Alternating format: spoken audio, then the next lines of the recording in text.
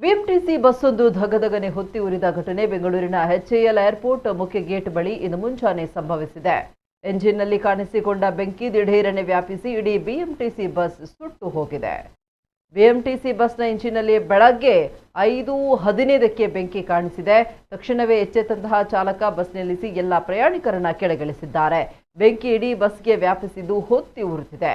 ಚಾಲಕರ ಸಮಯ ಪ್ರಜ್ಞೆಯಿಂದ ಪ್ರಯಾಣಿಕರು ಪ್ರಾಣಾಪಾಯದಿಂದ ಪಾರಾಗಿದ್ದಾರೆ. ಎಚ್ಎಎಲ್ ಅಗ್ನಿಶಾಮಕ ದಳ ಸಿಬ್ಬಂದಿ ಸ್ಥಳಕ್ಕೆ ಧಾವಿಸಿ ಬೆಂಕಿ ನಂದಿಸಿದ್ದಾರೆ.